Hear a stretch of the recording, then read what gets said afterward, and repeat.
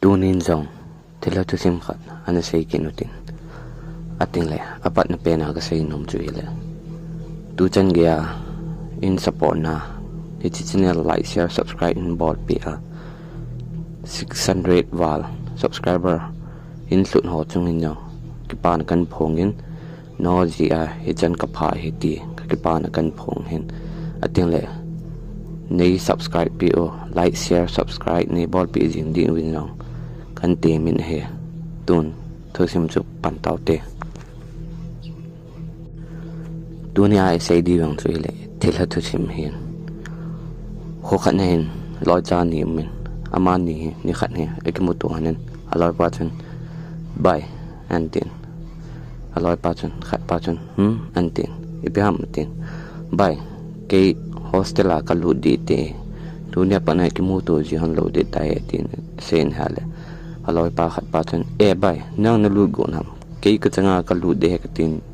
kan lung ne manin nang yang nang lut go ni le bai phayeng ki thon khom te ti ni len ji dio ham atin ti chen khau to hanen chin ding phan ho uk sei pi to hanen hostel chun a lut khom go han tan hostela athi ding ni ong thun phan ma hoi hostel in hong win hostel hong thun thun wa chen alai pa chen bai James Johnson nang na no na cái chang sha kan le no mo ka sa he nang ni hong le no dom de tai atin ti chen rakesh aloi te ni thil ho chu a tho tu manen a na ding room chen an pui ta wan warden pa to hi wen ti chen hong win ha le room khat an pha phan wen chelai room chen a pui lu ne warden pan lup na hoi to hoi ten lup na ho pi ho a gon to pen ti chen da la tan cham phai pen rakesh lung no mo ten tin an se bai hitlai nang ni nom han dia atin ti chen an sen ha le alim chu James chen ven na le lung no mo che he panen bai ipiti ham chelai room he tin dong en ha le James chen ti so se panen rakesh ema ti de lo pi chu bai atiwang ching thei tan umhanin lang taw na phaten ki man ji hano bai atin an sen hala Jameson bai bin sen ham atin sen hala rakesh thila khat im bang hon amen ema ya chi ka sei jo bol han la chon hi inge taw na phaten ki man ji hanin lang ching thei tan umhanin atin ti sen sen heti chun nom ten thakhat lang tawin thakhat lang sung chen ma tipon thakhat jawa pan chen ong ki pantan jan khan he Johnson ai mut pe na hin apon ho cha min a hen loi ateng le ata sa chung chu min an ju le le bang khon hen hin la ama ang chin agial thu pon ti chen nom tan i muin pa chom phai pen hen achunga hin mi khat adin tabang khon hong omin mi khat achunga ading bang khon a hen hiti achunga mi khat ading banga a he na pan chan ama a hai put tapon hiti chun aki se le le en adip kong lai ta mi khat ding bang khon a hen aki se le le na hai bu mo tapon ki tom tomin e ha le mi khat achunga ding tabang he chu cham pha phan en hong phain ama hiti hong phat phan na chun hiti chun pon cho han ki ho don a ve le len ha le koi ma mu lo phanen hiti chun pon ki khu complete go tan e mut phat kit go na pon ga ki khu go na le keng koi na hon tu dop lang khon na mai mi khat aki khai li pet amuin asamba le lunam amai dang le lu ata sa amon go tabanga omin asamba le luna amalang an ve mu phanan aking wal be senen apeng in he ale ong khang don amang na hin amanga ong kha do thun a khut ko adi min na koin hila ong kha do ang chun at amanga tabang chun ata ta chunga ko na mi khat ki chom sabang to la ki chom sabang khon hen chunga dinga to la ki chom sabang khon hen in la gel thu pu ki pon chang cha amang chu agel gelen amang chu agel gelen e ale amayang ong ki cha che tan atin la alung gel long tin hen se tu a kong tho do do ka chunga ko na mi khat gi chom sabanga ke chu ipiha atin ti hon long dong tan gelen avele le en he ale amanga amu bang chun anung langa konin mi khanin an loi lu bang khon hen lupna chun ti chun asam an lo lupna ki loi lu bang khon hen lupna ki loi lu lo chun amai chung lai chen chun nu mai mi khat ki khai li khat amuin asam ba le lu nam amit amai dang de do ama lang an de chu mo phan ama ki chawal be chen a peng in hala aloi pa jim song song khangin jimson ipiam piam bai piam atin kino cheng hon a comment hong sai lu nin johnson chun okiting pum pum na bai tin chilaya mi ki khaili nu khon mu lo ham tin okiting pum pum an chen hal koi hoi chi mi ki khaili am koi ma lo pi chu tin ti chen chen aloi pa chu lem bu lung mongen moa namang si ai hinti namang si ji na nakicha ji na nalung na mo gel gelale nagel gel cha ta ta banga na mu he ma ti pon ti taw na paten ki manala i mu in tin ti chen aloi pa chu ai mut pha sa en ama ang ki mut ki tan iti chen kho hong wa tan kho hong wa phanin aki tho den aki sa sa kin win skula dingin aki ko tawin hinla johnson cha amang chu gelen lungim tan omin mui kho hong jing ding ki khoto nan adim tan hinla pathin thil sem tu tang thelo hi bangin palin kho cha chalan mui kho hong jing ki tan hong jin pha na chan an ho kine dowin ani chai chai wen study time hi jin chan cham khat le kha sim wen le kha asim chai chai wa chom khat ato zo win jameson ong ding don jingka mai ki phet na ding tu ki dop man hi lai bai tu ka ki dop de tin ti chan bartin ke la dan ong ding don ha le johnson chen ama no mai ki phet na ding tu ki dop do chan gi dop pan bai na nga kyong kong de tin bartin chan ke la aloi pa james nung chan jui tan james ama sangin chin johnson chu anungin hongin ti chan ong hong manin johnson chen james a ho pp yang wan chen james sang cho pa mo tapon ti chen ong hanin tui thal na ding mun teng ti chu an phanin tui ho cho ado hanin iti chen johnson chen james compson bai in ti am tun sa cha ko yang la ni ho mo ni ipin na lung no mo no ma ham ti chen asayin he ale james a loi pa chu an nganin ho mo tapon iti an johnson in hawa james in don bu ma lo phan johnson ong ki chatan ali atin ti chen amang ki cha nan hong dim tan jameson adon bu ma lo phan chen ti chen james ave in he ale james talowin amanga amu ji nu atin le aki khaili amu ji nu so anei tan ni chu pha na chen amayang atui do i do don talowin ki chawal pe senen ong thain arum lang chu thi delen en del tan hele james lum nen nom tan na towin ama cho ki chat wal ji chun a thain james a collin phut ding tan hele james jang chun alung dong wal ipinati ham bai tin sen hala johnson chu paw do but lovin okiting pupin tui do na langa atin tengki langa atin tui do na langa atin ti chun sei sen hala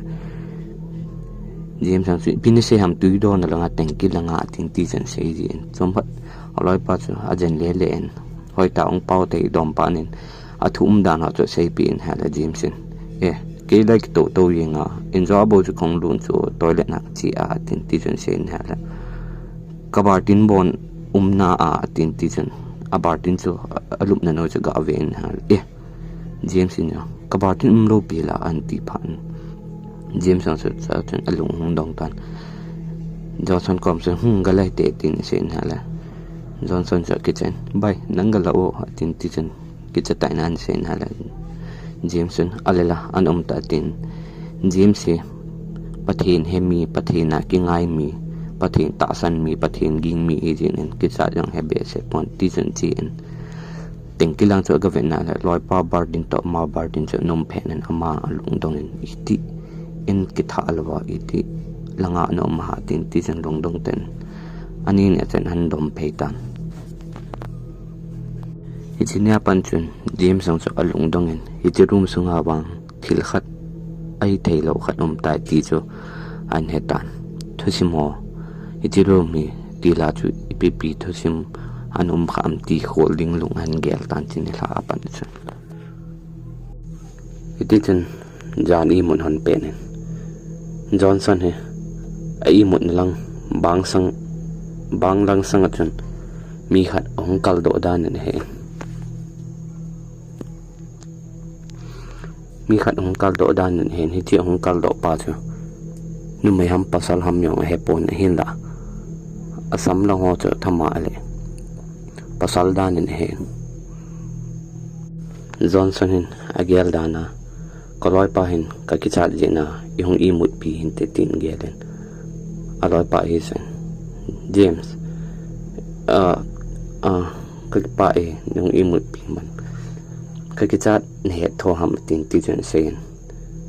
athamin he ala James avot le lun bai ina ti ham na dam mo ham na vot le lu yeng atin ti chen sen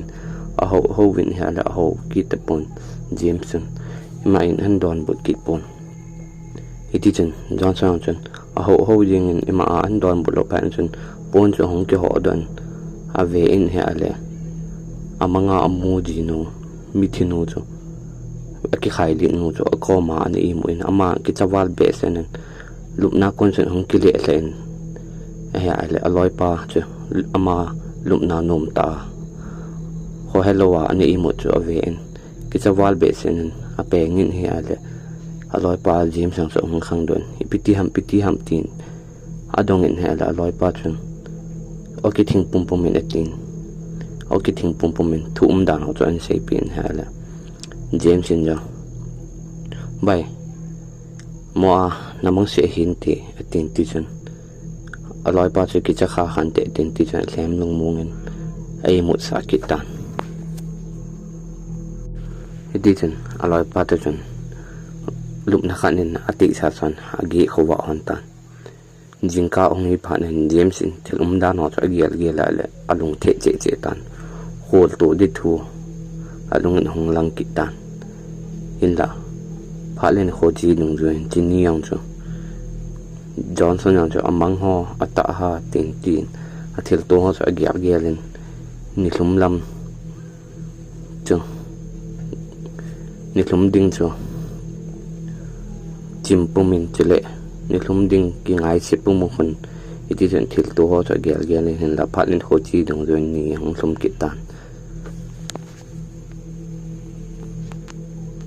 ti chen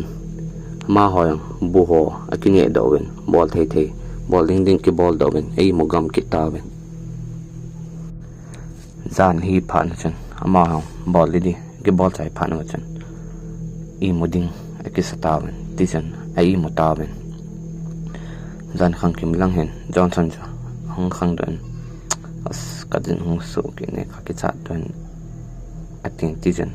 asen aloi pa James so khamen bai atin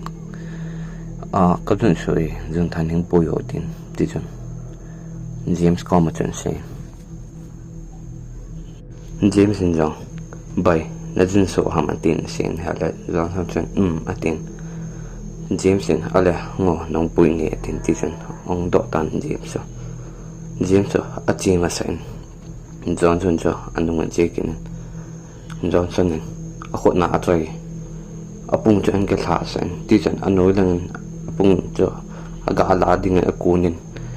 ang kuna ang da do chun aloi pa chu James hitalowin manga moji no thilanu cho hin akeng tur tong khalowin ating le angonga khaw ki opom kon an ki khai li in ti chan ata san tur tong khalowa ti jo ki pe le phan ti jo amu phan Johnson yang cho ki chen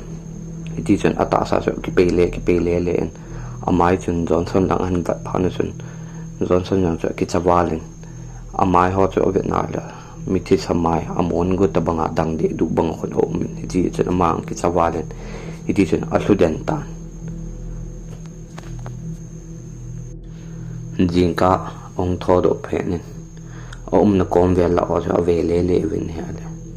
aloi ho mi dim sit ne na ko wen atin le anu le pa ya na tan anu le pa chen hoi ta na jenin aloi ho to chen ki tho wen in la nga pui dingen ki sa tawen en ko te chen johnson chu in la nga pui ko tawen ain la johnson chen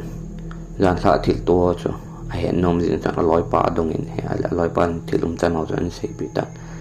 cái mu mo yengin cái một na kong kha do a hele nang na nom lo phanin ating de polanga thil khat mi ki ta lu gin khat thil ke le la gin khat ka jain kong wa don ka ve in he ala nang ni phanin loi ho to ka ki thu wa kan pom lun wa hoi ta ka jen wa nen ko teng thu ka pi o he pe na hong ding en tin ti jen sen Johnson in ya ti cho aloi pan an se pan Johnson in ya jan sa a thi sanu cho ama lim da na mo ho a thil to da no soi tan se pi tan hi ale James sang so alung dong in la aloi pa chen tin an se James ipp le bai in lang chi in lang hoi tan hung ki jen lang ni ki jen dam hung ki no bai atin ti chen sen ki vai la han tan ti chen aloi pa ti do phanin James Songson athum dan ho chu Rakesh so na pana je hostela anom hi jin thum dan chu them khat be hi le hen te tin Rakesh udong tan hi le Rakesin hitin an se bai hichilai nom na hon khu thilha la nga tun chen ga koi ma yong ngam ji lo bai atin ase ni hala Johnson tun ed Rakesin ti chen se pan Jameson bai dan chu iti ham hun se o tin se ne hala bai tu masanglang kumni masanglang ai tan hichilai ruma ho no mai mi khat ke khai li a hichi a hla chu phat cham phayo phena hung langa hichilai ruma yo se kho koi ma thei tha the ya yang hla lo he tin sen hichi ama ki khai li ni ajin ka chen police ho hung wen hoiten investigation hung bol wen hichi investigation hung bol ding thu warden pauchen acha phanin police on investigation hung bol de we ti he phanin warden paucha bathroom langin gangchalan galai lunin chamha openin kino the tun bathroom la kon hung khai don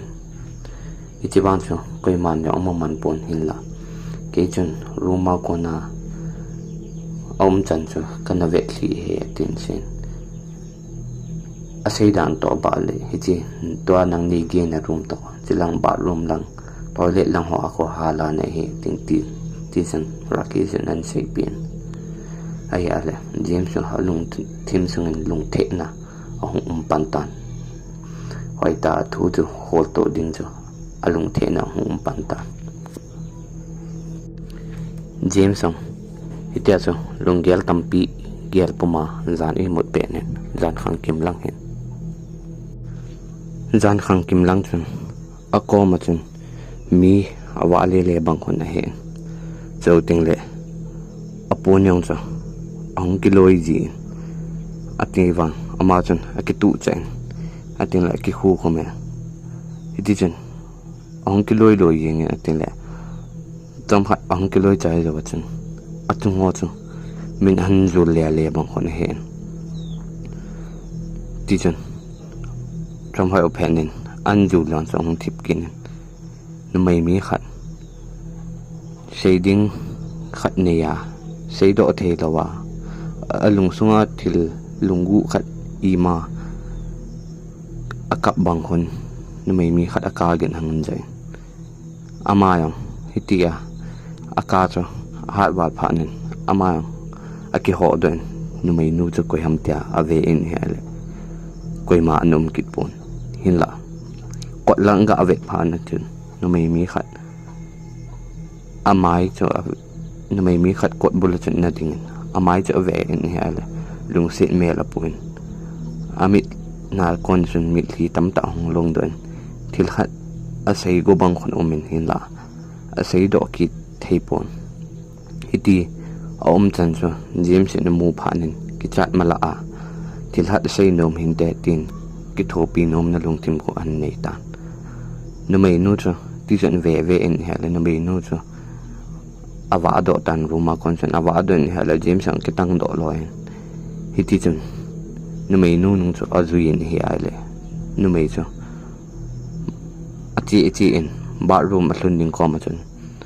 bathroom athun ding pha na chen amang tan james in jo hoilang chi ta ting ti chen a holen le wang chen amutapun hinla achung lang ga ave in hi ale achung lang a bathroom kwat a home neo chan na chen bathroom sunga khaw khat ki khai la ki vol le chu amutan amanya alung dongin ipiam ta bathroom ko cha hon do ga ave in hi ale nu mei nu cho khawa chen na ki khai lin iti chen ata sa cho tol tong khalon ki pe le pumin samba le lunin anu umin hi ale ama king wal be sen anung chon leven tom phai phen ki pe le ama lang han ve in amai chen ama lang ta han ngat kha in ama lang ta han ngat kha phan chen ichi ata sa ki pe yang cho om tim chok tan til khat sei num bang khon omin iti chen thilha nu ta sa cha chom khai open in ong ki pe kin bang lang chu anga in bang lang ngat pum chen bang lang chu ti khon til khat amu bang khon lung lut ten bang lang chu ave in ating le a khot na chun bang lang kho a ko en he ale james in chi chu mu phan ipi ham ta bang lang chu ave na le bang lang chu i ma cha bang chu an kit pon in la ong ke he do thilha nu chu ave ki phan chun an kit ta pon hiti jo ave le a hol le ale amai chang lai ta chun hiti chun ong ki khai la in abung buti min he ale amai hiti a amai chang lai ta ong ki khai la pan chun aman cha king walen ati milin tolin hluden in he ale hiti tola hlu dana tola hlu chen amai ong khang don amang ne hin amang chu alung dong walen ti chun suni hlum ken agial ta na jinga cha zan hi phan hi zan sa amang tabang mama chun amang mat kinin thilha nu chun bathroom langa bang lang cha ko yin jim sin pi ma ham tia bang lang chu ave ji bang chu ma mu ji pon in la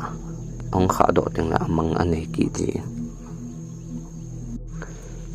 ni khat hi in langa aloi pa johnson yang cha ong dam do tan hostel a ding in hong ki tan hi le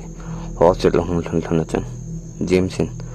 zana amanga athil to ho cho asei pi tan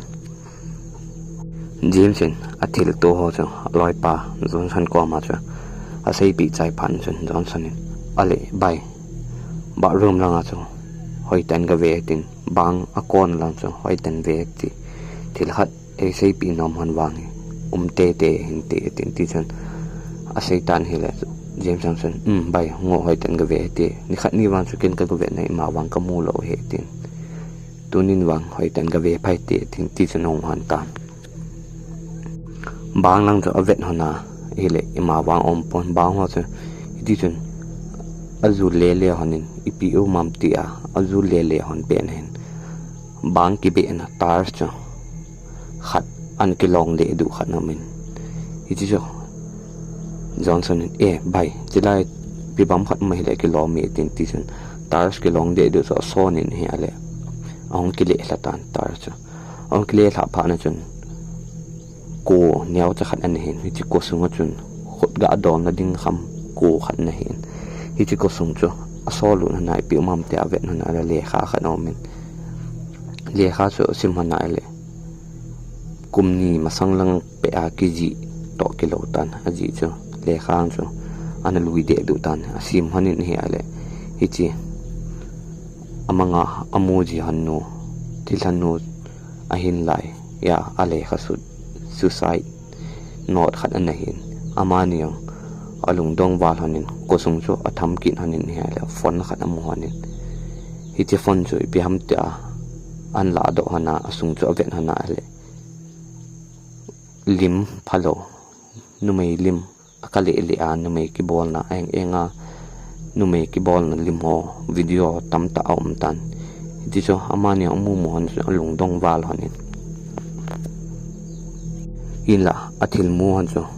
paten a koi hanin koi ma comment sei pi han pon amani chu kyo gu hanin koi koma sei de tam atin ti jen kyo gu hanin chamhai penen police ho koma sei de te hanin achi hanin police ho comment ga se han tan hile police ho ya hong win iti athil mu na han chu ama ho ne hai ten investigation research on bol ki tawin ating le nichila kosunga paper le phone nong chu mu phan win police hon asung langa phone sung langa mo cha ve win hele numei nu chitila nu zo athi ma sanga enga ki bol na video ho ating le sexual assault abol now video ho an za no om tan iti jo police ho alung dong wal win ating la society note yong cho asima hele iti hen akisune society note na chun hitin kisune ke hi leisi na hingdinga kilom ke tapun hinjong ke nom tapoi ke hi kodumai hi na mi khanin kada ka chamlawin e la pi video lim hoi ang kamin iti cho kasay do aile iti video lim ho sa social media ka the thanga ka viral sa de tin blackmail e bol jin iti chun koi ma ko ma kasay do hi in la iti lekha ka sut mamu mo hin iti katil se ho he ti thainan ni wen lang adi sanin na mai ho paten kaya konin kihil nan chi thainan ni wen ating le iti lekha mo mon lung sit ten iti mi pa so koi ham ti en hol do pi lang en ki tho pi te wo keila iti ka sut chai chai le sin khoda sa chi ding kai tan hila na ki tho pi naw ka ngai cha e chi le khai na mu ting leo iti mi pa so achan ding lom punishment hoi ten hin pi wen ating ti jen kisunin police han chi so sim do phan wen alung dong wal be se men phone chu ko ya ham tia a khol wa le kumni masang lang pe a hi chi school warden pa phone khat ki man sa e tia a sei phone chu an hi tan hi chi phan chen police han nam warden pa bol hi ding so head phan wen warden pa so man ding in hong ta wen ja na hin police han warden pa na in chu a ta wen police inspector pa chen ko da kiwen ko hong do ding en asen e hala ko chen han do phanin warden pa chen he tan warden pa chen sir ipiham atin asen e hala police pa chen office chiute atin asen warden pa chen pidinga tin se ne hala a phone ho cha han la do en he hala hisi phone hi nga ha matin se ne hala warden pa chen ave in he hala ama ai he phana chen thil ho do si so amu da wa he do tan te tin mi zong ama le ama ke mane ti bang khon ama ya ko cho kha lo jelen en chung lang chen hlai to tan hi la police pa chen ko cho gan na thei chen hlo hong in a delta wen aten la police personnel ho cho pam langa mo ho cho patata lr hi diwen thu pitan aman iti warden pa cha del to tan put in chung lang chen alang khana iti warden pa zam do long de dinga to langa warden pa in police ho chen warden pa in chung langa sat ke lein chunga hong thlai pe chamu police mi them ka chen hoi ding ta ka tin ti chen mei pom asat kai win ti chen andoi win he ala police mi kha chen kamiti boliti bai atin tin an sen aloi pa mei pom chu atu pe ni hala police personnel khat pa chen ipiti ham bai atin sen hala anung ho ve wo atin asen hala anunga khon ve wo atin police pa chun han se na la loi pan chun aga ave in la nunga chu numei mi khat alola khaw kul ki o a tol tong khalowa hiti a ong len tho zo amu phanin police pan khat pan chu alung dongin bai ko hi o tin ti chun lungdong ta ni ko lim hanin ala ka he e tin asem warden pan sa ong sai hiti sat ki thaina among achin en pha pan chun jam na di belo pan chun ading thim tan anung langa numei hung nu chu numei hung leng tho nu chu ti chen ong nin warden pa kom chen pha pan warden pa so ason sai hi ale warden pa so ong kele len anoi langa sung la chun achin atitan hichi warden pa ang kile hla phan chun police pa andel to pan so in chung lang ong thlai do chen ong thlai in hi ale amaya among chin hichi sat ki thaina chin chu an pha ding pha na chen numei nu chu amang ki tan hi ale police anoi langa ve te ni so lung dong hanin hoilang ge ta tin lung dong tan kyo han hi ale hila police achung langa gadel to pa chun amupon numei nu chu anoi langa amte ni bo chen muan amaya hong kum thlen dead body chu ala do on thuo cho hoi ta tan khol le wen hala rakesh in hichi police on kikhai li ni jing ya investigation ong bol yu heti help na awardin pa barum langa aga thlai lut nyong cho a khol wen hala hichi phone ko ya chi chu hi en hetan atene anung sanga yang chi barum langa chu ni phat tin ni tina hichi phone hall na a chi lut jinga hin la amu zo lo yang chu hichi langa a jing chu pijin ham ti chu tu chen an hetan a khol win hala warden pa bol chu a hin warden pa yang thi phan na chen thilha yang alang tapun school chu nom ten hiti chen tila bangin normal ten om ki tai thusim aki chai tai hiti thusim hi sip thu hin se khel se wal nei na ngai dam diwan kan ti min ting le hiti thusim hi koi ma a kona kan la do yang he pon kin lunga kan gela kan sim hin ating la koi ma to ki mat na yong pon lung se ten hi tu sim na ngai wa hi ting le hi pa kon sunen la don hi lo le hi pa hin kho tu sim chu he tin se hi wen lang chi tu sim he ki sim thu ai hin na se khel se wal ne ngai dam lang chi channel hi like share subscribe ni bol pi na ne ki tho pi jing wen no pan lawa ke ma ke hi poi ti chu pan pi naw kan thum kin hin tin mei se ho to sei dan ki sei le e pa wa iti sei dam bang sa kai pon ngai hak awa ba pothamin na ba oina ki ti ho somkhat ega ki chol wa ega ngai na thei diu katia kan sip ji hin se khel se wa nei ngai dam ji wa nei he thim ji diu kan ti min tun tu sim aban nga ki taw te sim ngai jo se ka ki pa na kan phonge ka ki pa e bye bye